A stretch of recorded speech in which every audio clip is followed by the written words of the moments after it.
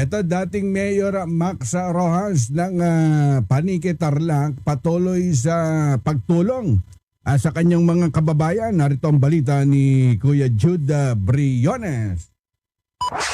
Target on air. Live report. Kahit wala na sa pwesto, nananatiling bukas ang puso ni dating Mayor Max Rojas ng Panique, Tarlac sa mga kababayang nangangailangan ng tulong.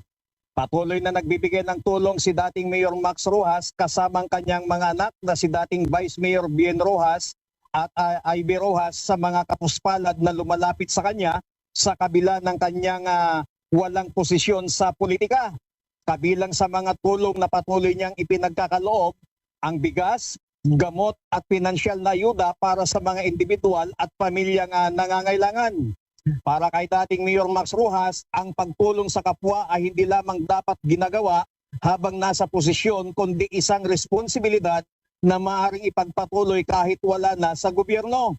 Ayon sa mga lumalapit sa dating alkalde, malaking bagay para sa kanila ang kanyang patuloy na pagtugon sa kanilang mga pangangailangan lalo na sa panahon ng kagipitan.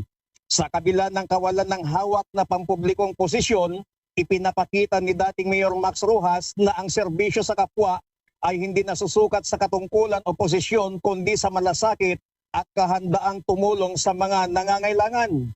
Sa kanyang patuloy na pagtulong, muling namayani ang diwa ng serbisyong may malasakit, isang uri ng paglilingkod na hindi natatapos kasabay ng termino sa pwesto. Para sa mga nangangailangan, nananatiling bukas ang pintuan ni dating Mayor Max Rojas hindi bilang isang politiko kundi bilang isang kababayang handang tumulong. Mula dito sa bayan ng Panique, Tarlac, Jude! Yes, correct. Oo, at ibig sabihin wala na sa pwesto si Mayor Max Rojas at bukas pa rin ang kanyang pintuan sa pagtulong sa kanyang mga kababayan. Kumbaga hindi nahihinto yung pagtulong.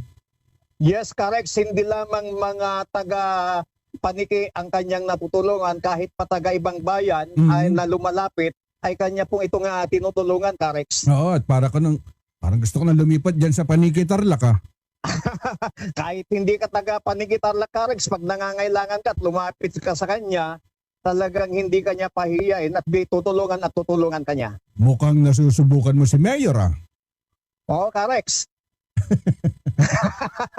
Subok na natin kahit sa mga nasa kabilang bayan kapag nangailangan sila. Halimbawa, may namatayan na nabalitaan niya, magpapahatid yan ng tulong. At ang pinakababang abuloy na binibigay niyang tulong sa namatayan kahit hindi taga Panique ay 20,000, Karex. Ibig sabihin, ganun kalaki personal galing sa bulsa ni Mayor Max Rojas.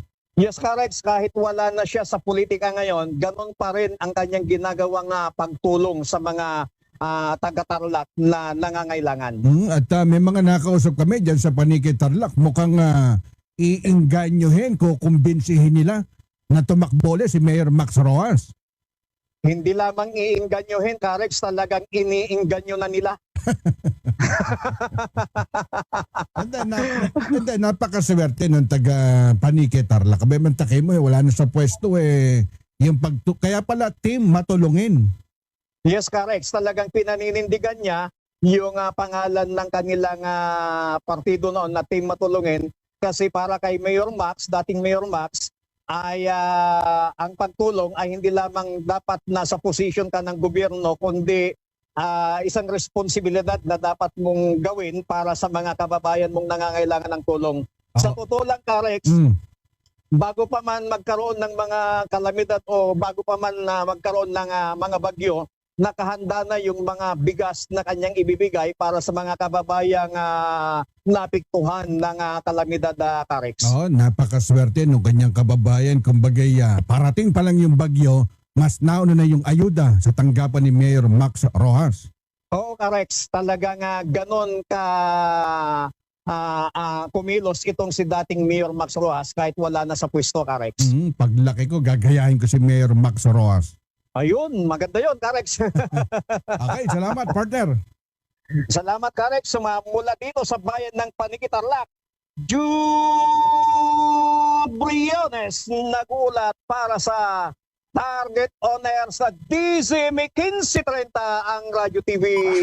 Target on air. Live report. Pakinggan nyo si Kuya Jude Briones at napakagaling naman. Nino Carex ha. At siyempre si Mayor Max Rojas, sabay mantaki mo wala na sa pwesto yung pagtulong ng mama tuloy-tuloy pa rin ha. At may mga nakausap nga kami, di ba't kamakailan kami dumayo dyan sa bayan po ng Panique, Tarlac. At mukhang kinakausap at kinukumbinsi. Kasi si Mayor Max Rojas, kumbaga okay na siya.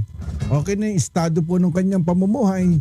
At may konting negosyo.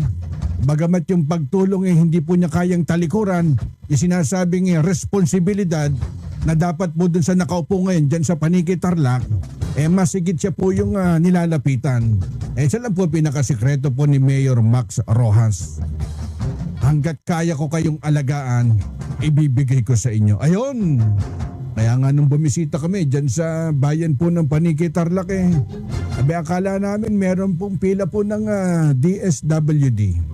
At nakapila dun sa kanyang tahanan dyan sa bayan po ng Panique, Tarlac. Si former mayor at ang nagbabalik dyan sa bayan ng Panique, Tarlac, si Mayor Max Rojas.